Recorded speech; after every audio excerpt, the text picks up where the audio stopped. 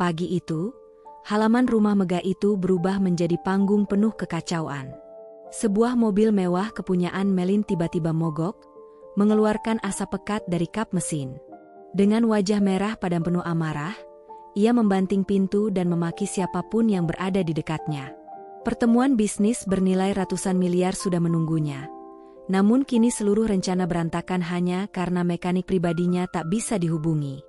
Di tengah kekacauan itu, seorang pria sederhana dengan baju lusuh dan tangan berdebu melangkah pelan mendekat. Irwan, pekerja kebun yang baru 3 hari bekerja di sana. Ia adalah orang yang selalu dipandang rendah oleh para pekerja lain, seolah kehadirannya tidak pernah berguna. Dengan suara hati-hati, ia berkata, "Bu, kalau boleh, saya coba lihat mesinnya."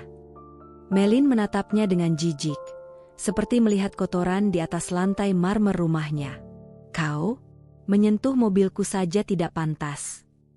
Para pekerja lain langsung tertawa mengejek. "Lihat tuh, tukang kebun mau betulin mobil miliaran. Hahaha, pasti baru pertama kali lihat mobil mahal." Irwan menunduk. Kedua tangannya bergetar sedikit, bukan karena takut, tapi menahan emosi agar dirinya tidak terpancing. Ia tahu posisinya. Ia tahu siapa yang berhak marah dan siapa yang harus selalu diam. "Maaf, kalau saya lancang," ucapnya pelan. "Lancang? Tidak. Kau lucu," balas Melin dengan suara dingin, menusuk. "Kau pikir hidup ini dongeng? Orang miskin tiba-tiba jadi pahlawan? Kembalilah ke kebun dan angkat pupukmu." Namun Irwan tidak bergerak. Ia masih mencoba sopan, "Kalau saya boleh coba sebentar saja." Melin mendekat. Begitu dekat, hingga Irwan bisa mencium aroma parfum mahalnya. "Aku butuh orang yang bisa dipercaya. Mekaniku saja tak bisa dihubungi. Dan kau hanya pengganggu." Tiba-tiba salah satu pekerja berteriak, "Bu," katanya dia dulu pernah pegang mesin waktu kerja di luar kota. Tawa mereka kembali pecah, lebih keras, lebih menyakitkan.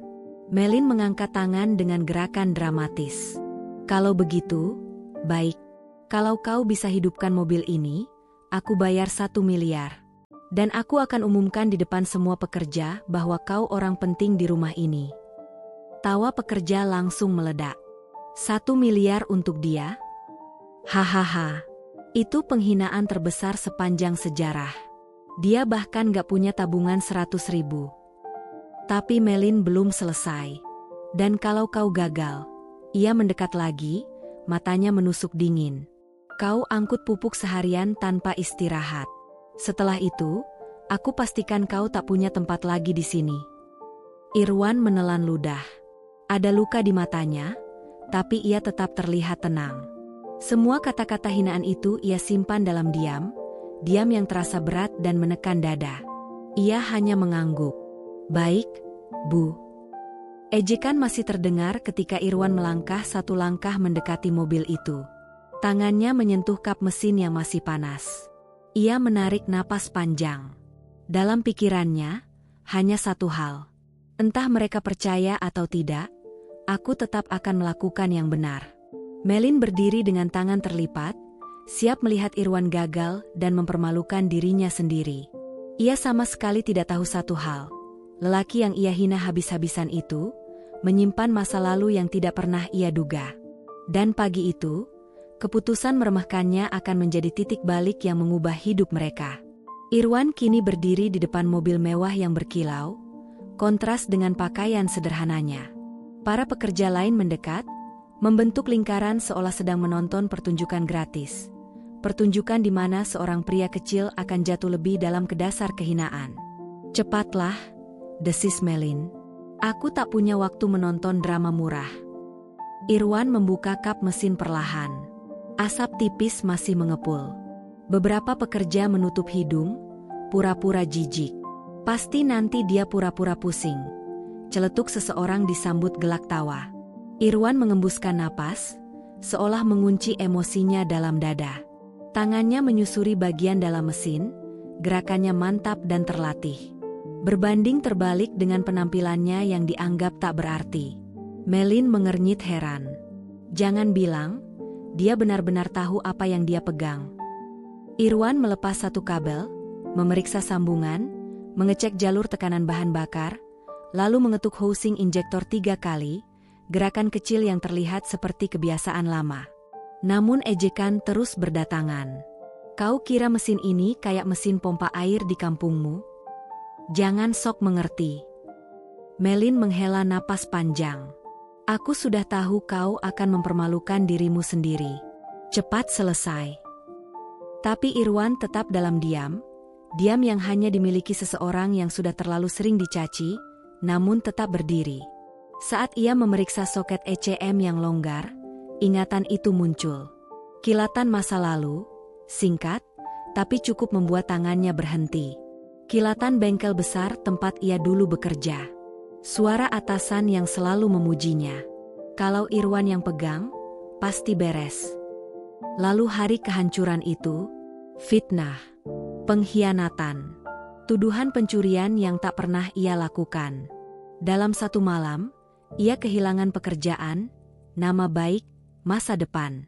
Dan ia memilih diam, karena berbicara waktu itu pun percuma. Ingatan itu langsung memudar saat suara tawa pekerja terdengar keras, menghantam telinga Irwan tanpa ampun. Hahaha, lihat wajahnya, kayak mau pingsan. Mending balik ke kebun, men, ini bukan dunia untukmu. Irwan memejamkan mata sejenak. Bukan karena mau pingsan, tapi untuk menyembunyikan bagaimana hatinya kembali remuk setiap kali orang menginjak harga dirinya. Lalu ia kembali membuka mata. Fokus. Tetap tenang. Bu, Irwan memanggil dengan suara datar, kalau boleh, saya beri saran. Melin mendongak tajam. Apalagi? Tadi, kabel injeksinya sempat longgar. Kalau ibu paksa starter berkali-kali seperti tadi, bisa terjadi ledakan kecil. Melin memutar bola mata, berusaha terlihat tak peduli. Kau pikir aku tidak tahu apa-apa soal mobilku? Jangan sok menakuti aku. Namun wajahnya sedikit berubah. Tipis. Tetapi ada. Ia sempat terdiam, ragu sekejap, sebelum kembali memakai topeng arogansinya. Irwan kembali menunduk, tangannya sigap bekerja. Ia menekan konektor, mengetuk housing coil, memeriksa regulator tekanan. Gerakannya mantap, seperti seseorang yang sudah ratusan kali melakukan hal yang sama. Tawa pekerja perlahan memudar. Bisik-bisik mulai terdengar. Bro, dia serius banget. Lihat cara dia pegang mesinnya. Ini bukan orang sembarangan kayaknya. Melin mendengar itu dan mendesis pelan. Jangan lebay. Dia cuma akting. Namun suaranya tak lagi sekuat tadi, ada getaran tipis, keraguan. Irwan membuka sebuah tutup kecil di jalur bahan bakar. Ia mengambil obeng tua dari saku celananya. Satu-satunya barang berharga yang masih ia bawa sejak hidupnya runtuh. Ia mengatur tekanan sedikit saja. Menutup kembali penutup itu dengan gerakan ringan. Sedikit lagi, gumamnya. Kini nyaris semua pekerja terdiam. Tak ada yang berani mengolok lagi. Ada sesuatu pada diri Irwan, pada ketenangannya, pada keyakinannya, yang membuat semua orang mulai mempertanyakan penilaian mereka. Bu, bisik salah satu pekerja, dia kayak profesional beneran. Irwan mendengar, namun ia tetap bekerja. Bagian terakhir, kabel massa yang sedikit longgar. Saat ia memperbaikinya, Melin tiba-tiba berdiri tepat di belakangnya. Suara dingin meluncur pelan, kalau kau sengaja merusak mobilku, aku pastikan hidupmu selesai. Irwan tidak menoleh. Kalau saya ingin merusak, saya tidak akan berada di sini. Sebuah keheningan menggantung. Untuk pertama kalinya, Melin tak memiliki balasan cepat. Setelah semuanya selesai, Irwan menutup kap mesin pelan. Tidak berpose heroik. Tidak menunjukkan kemenangan. Tidak menatap siapapun. Silakan dicoba, Bu. Suasana berubah pekat. Bahkan angin pun seperti menahan napas. Melin masuk ke mobil.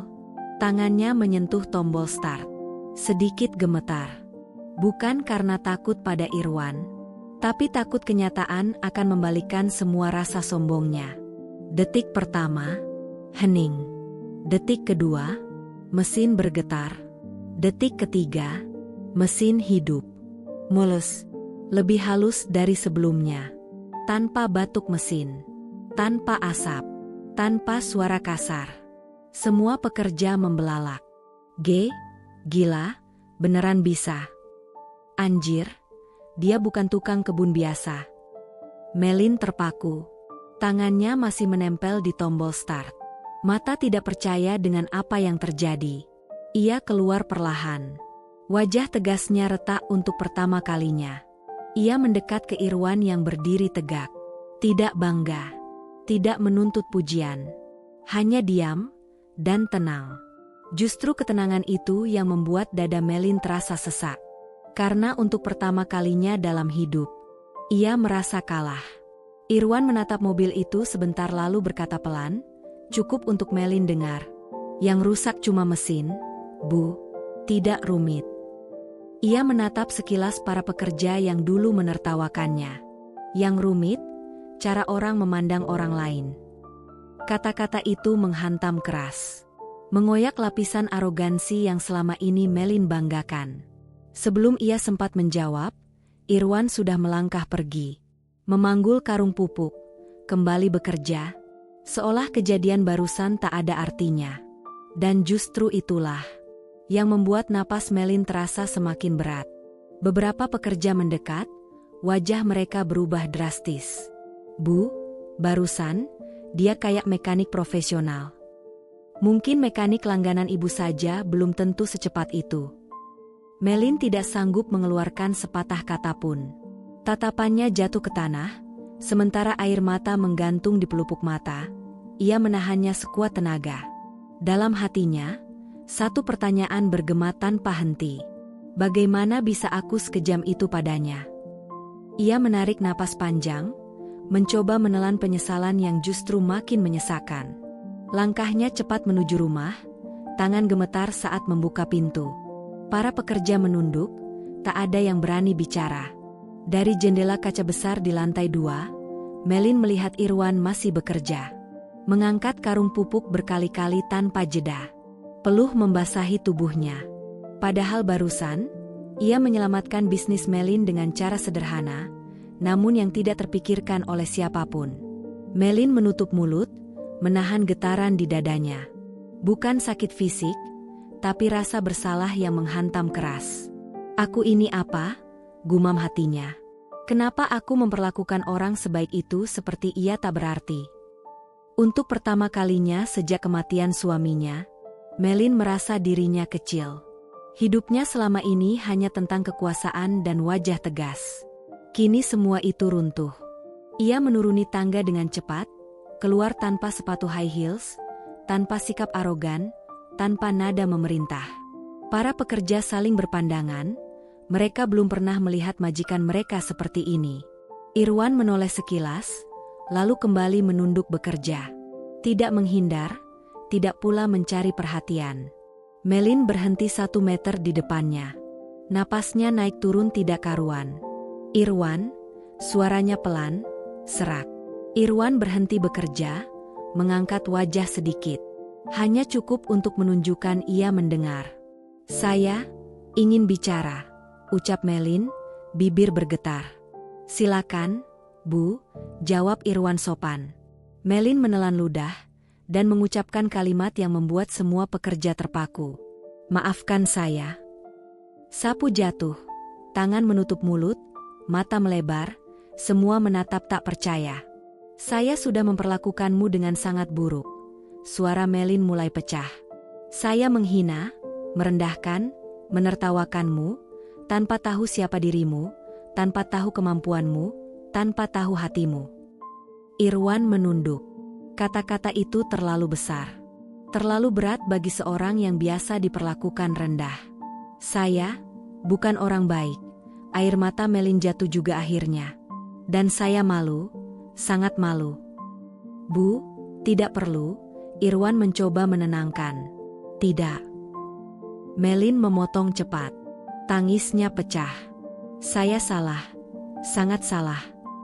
Keheningan menggantung. Para pekerja menunduk. Ada yang merasa ikut tertampar. Pelan, Irwan berkata, "Saya tidak menyimpan dendam, Bu." Kalimat itu justru menusuk lebih dalam.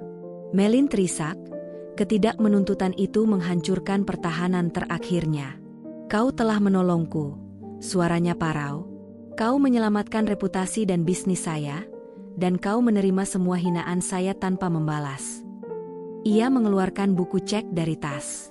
Tangannya gemetar. "Saya janji 100 juta, dan saya menepatinya." Angka itu tertulis, namun Melin berhenti. Ia memandangi Irwan sejenak, lalu menambah angka hingga semua pekerja nyaris jatuh pingsan. 1 miliar rupiah. Beberapa memekik pelan. Ada yang menutupi wajah. Ada yang gemetar. Sulit percaya dengan mata sendiri. Melin merobek cek itu, lalu mengulurkan dengan 2 tangan. "Irwan, ini bukan untuk membeli kemampuanmu. Ini untuk menebus rasa bersalahku." Irwan memandangi cek itu lama. Angka yang dapat mengubah hidup. 1 sentuhan saja cukup mengubah seluruh masa depan. Namun ia menggeleng. Semua orang terperanjat. Apa? Kau menolak?" Melin terpaku. Itu 1 miliar, Irwan." Irwan menarik napas pelan. "Bu, uang itu terlalu besar untuk sebuah kesalahan." Ia menatap Melin dengan ketulusan yang sulit dijelaskan. "Saya membantu karena saya ingin menolong. Bukan untuk dibayar sebesar itu." Cek itu kembali ke tangan Melin. Ia menangis lebih keras. Ia belum pernah merasa sejatuh itu, dan belum pernah merasa setersentuh itu sejak suaminya tiada. Tak ada yang berani bersuara. Tak ada tawa. Tak ada cibiran. Hanya isak tangis Melin, dan napas Irwan yang berusaha tetap kuat. Dan kemudian, sesuatu yang tak pernah terbayangkan terjadi. Melin berlutut di depan Irwan. Seluruh pekerja membelalak. Irwan terkejut dan buru-buru memapahnya berdiri. "Bu, jangan. Saya tidak pantas." "Kau pantas," balas Melin cepat. "Kau lebih pantas dari banyak orang di rumah ini, termasuk saya." Mata mereka bertemu. Melin merasakan sesuatu yang belum pernah ia lihat pada siapapun. Ketulusan tanpa syarat. Rasanya seperti pertama kali melihat manusia seutuhnya. Tanpa gelar, tanpa uang, tanpa jarak. Dan dalam hati kecil yang lama mati, Melin merasakan sebuah keinginan baru. Ia ingin mengenal lelaki itu lebih dalam. Namun bab ini belum selesai. Karena keputusan Irwan menolak 1 miliar rupiah. Akan menjadi titik balik. Akan mengubah cara Melin memandang hidup. Mengubah pandangannya tentang harga diri, martabat, dan manusia. Dan dari sinilah, perjalanan mereka menuju takdir yang tak pernah mereka bayangkan akan dimulai. Sejak insiden pagi itu, suasana di rumah besar milik Melin berubah total. Udara baru seolah masuk dan menghapus kesombongan yang dulu memenuhi setiap sudutnya. Para pekerja yang biasanya bersikap semaunya kini lebih sopan, lebih menghargai, lebih berhati-hati dalam bertindak. Dan yang paling berubah adalah Melin sendiri. Ia bukan lagi perempuan yang selalu berbicara dengan nada tinggi. Bukan lagi majikan yang memandang semuanya dari puncak menara gengsinya. Untuk pertama kalinya, ia menjadi manusia yang menyadari bahwa kebaikan bisa muncul dari tempat yang tidak pernah ia sangka. Sore itu, Melin duduk di bangku taman. Pandangannya tertuju pada Irwan yang tengah membereskan alat-alat kebun. Langkah Irwan mantap, gerakannya sederhana, tetapi di balik itu ada keteduhan yang sulit dijelaskan. Lelaki itu memiliki aura yang berbeda, damai dan kuat dalam waktu bersamaan. Selama bertahun-tahun setelah suaminya meninggal, Melin terkunci dalam tembok tinggi yang bernama kesombongan dan ketakutan. Ia pikir ketegasan adalah pelindungnya. Ia kira arogansi adalah tameng terbaik di dunia yang keras ini. Tapi hari itu, seorang pria sederhana menghancurkan seluruh dindingnya. Tanpa bentakan, tanpa dendam, tanpa kebencian sedikitpun. Dan untuk pertama kalinya, Melin merasa benar-benar bebas. Ia melangkah mendekati Irwan. Cahaya matahari senja jatuh di wajah lelaki itu, menunjukkan kelelahan, namun juga ketegaran yang tak terkalahkan. "Irwan," panggil Melin pelan. Irwan menoleh. "Iya, Bu." "Kau sudah makan sore?" Pertanyaan itu membuat beberapa pekerja saling pandang, terkejut. Seumur hidup mereka bekerja di sana, belum pernah Melin menanyakan hal sesederhana itu. "Saya belum, Bu," jawab Irwan. "Temani saya makan di teras." Irwan tampak ragu. "Bu, saya hanya pekerja." "Kau bukan hanya apapun," potong Melin tenang tapi tegas. "Kau sudah menyelamatkan jauh lebih banyak dari yang kau sadari." Melin berjalan lebih dulu. Irwan menyusul pelan. Mereka duduk di teras. Angin sore membawa suasana hangat yang tak canggung, namun juga belum sepenuhnya nyaman. Irwan terlihat kikuk diperlakukan setara. "Apa aku membuatmu tidak nyaman?" tanya Melin. "Bukan begitu, Bu. Saya hanya tidak terbiasa diperlakukan seperti ini." Melin menatapnya lama. "Kalau begitu, biasakanlah. Karena aku tidak akan memperlakukanmu seperti kemarin lagi."